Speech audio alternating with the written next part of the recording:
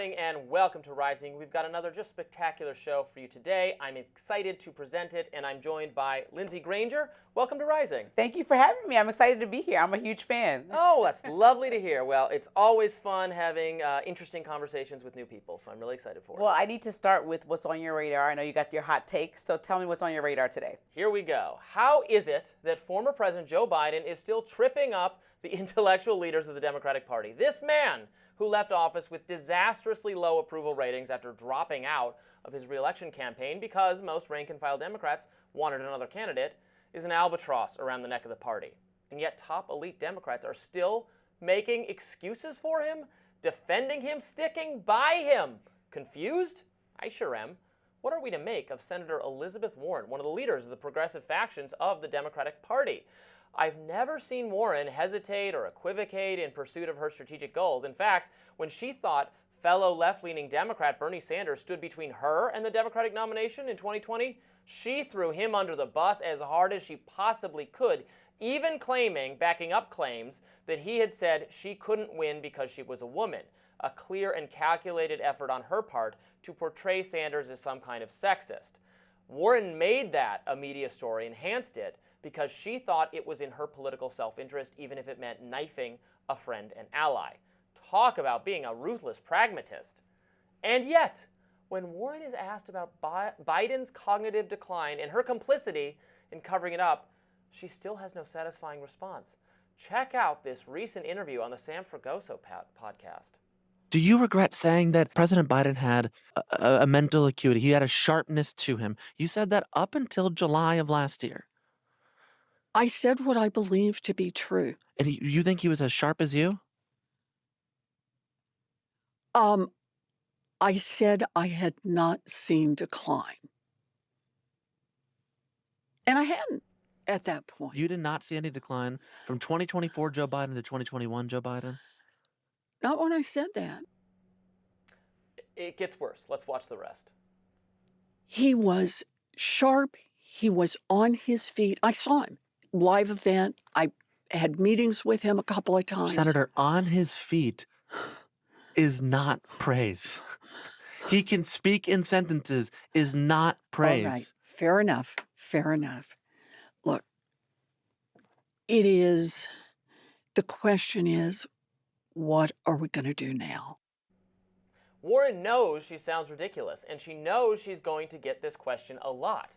It's a good question, and everybody in the Democratic Party, and especially everyone who is within or proximate to the Biden administration, is going to face it. I really, really hate giving free advice to Democrats, especially Warren, who represents pretty much the antithesis of what I believe, but shouldn't she display some of that ruthless strategic pragmatism she exercised in the past? She should say, here's what she should say, word for word. I was swindled by the president's inner circle. I was only allowed fleeting interactions with him, and I was assured he was fine. I'm furious that I was lied to, and I'm going to go on a vengeance tour to make sure that nobody who participated in this cover-up ever works in politics again. Right? Isn't that obviously what she should say? I don't get it. At least Warren kind of, sort of admitted that Biden maybe wasn't exactly cut out to be the candidate, as it turned out. That's positively a denunciation of him when compared with recent comments by Alex Soros. Who is Alex Soros, you ask? Alex is the son of billionaire philanthropist and Dem mega donor George Soros, who's the most pivotal financier of liberal causes in the country. Alex is now responsible for managing the giant pile of money, and he spent massive sums of it on Biden, and after Biden's exited the race on Kamala Harris. Here's the thing. He seems to think Biden withdrawing was a mistake. Here is a write-up of an interview with Alex Soros that appeared in New York Magazine recently. If Alex feels, this is again quoting from this interview, if Alex feels underqualified to be a liberal power broker, he doesn't show it. When I ask for his autopsy of the presidential election, he breezily argues Joe Biden was assassinated by the pundit class after his disastrous debate, erasing a proven Trump beater from the ballot while giving his successor too little runway to achieve liftoff. The fact of the matter is, this is quoting from Alex Soros directly, if Donald Trump had gone on that debate stage and, SHIT his pants and had a heart attack, Republicans would still be there saying, yeah, he's our guy. That meltdown that we had publicly is a discipline problem. So apparently the most important financial factor in Democratic politics is a man, Alex Soros, who believes the Dems were not deferential enough to Joe Biden. The turning on him, even after the disastrous debate, was a mistake because Biden was a proven Trump beater. I mean, all right, if that's the case, Alex, I hope you plan to draft Biden for 2028. He is, after all, eligible to run again. He'll be tanned, rested, and ready at the youthful age of 86. I'm joking, of course, and I'm sure Soros doesn't think that's a good idea, right? Right? The point is the party is just way too obsessed with seniority. Dems have created ideals. Some would say they have creative ideas. Some would say radical and destructive ideas, that's what I would say, about what to do if they achieve power, but they are utterly, thoroughly uncreative when it comes to achieving power. Doesn't bode well for their 2028 plans. So I don't get it. I don't see why they're still making excuses for him. He's not popular. Well, let me just defend Elizabeth Warren for a second. So if you back up from that interview, right, what Alex Soros said is really important. Republicans understand how to be in lockstep. So if Trump did the same thing in that June 27th debate, everybody that's a Republican would have been like, okay, that was a good debate, let's power through it. So what she's doing is trying to protect the office of presidency and try to just hold face. What I think we need to stop focusing on is Biden from years ago and focus on the next plan for the party. And so what she did in that interview was pivot and talk about what is coming next. Because a lot of times we hear Republicans continue to say what Biden did. We're in a new presidency. We're 4 months, 5 months actually from the election day, deep into a presidency where people see economic chaos, people are uncomfortable, people are seeing tariffs, don't know what to do with their finances. People don't understand what's going on in the State Department and beyond. And I think it's a great time to strike the iron while it's hot and think about the Republican Party as something that maybe is not living up to the promises that it was promising on the campaign trail, like solving everything in Ukraine, like solving all the financial woes of the country,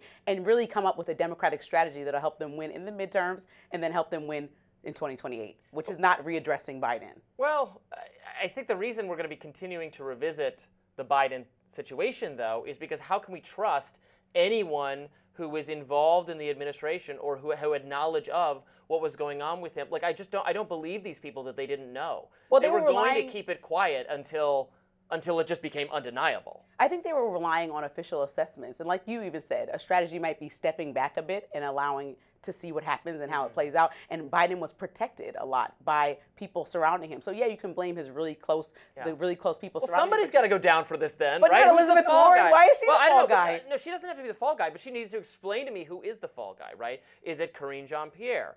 Is it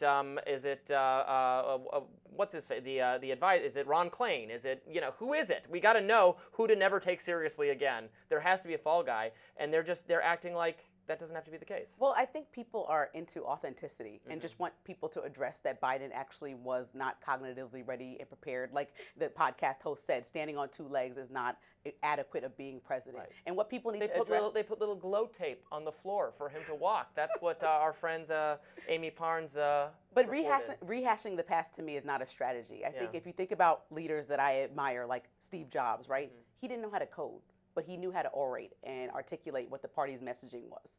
And so I think it's important for the Democratic Party to figure out a strategy and figure out who that orator is, as opposed to rehashing what Biden did and didn't do. Because we know that anybody with a D next to the name could have beat Trump in 2020. The American public told us they didn't want him again. And so Biden was just the person that happened to be there, and it's time to find the new face of the party. You think any Democrat could have won in 2020? I do. I'm not sure about that. I do. People were over it. Well, I mean, it was still pretty close. I think Biden was uniquely positioned to do well. I think he was the right candidate for 2020. I think anyone other than Hillary Clinton might have won in 2016. This time around, I'm not sure. Well, certainly neither Biden or Kamala Harris were in a fair way. If they would have had to start preparing for a different candidate a long time in advance. Biden did them no favors in 2020. And that's what the part that I do agree with Alex Soros is that if we would have gave it a year and actually gave it an opportunity for a star to rise, even if it was Kamala, we would have prepared her in a different way to win this election. Because I think the Democrats lost the election. I don't think that Republicans won the election in that way. I think they dropped the ball.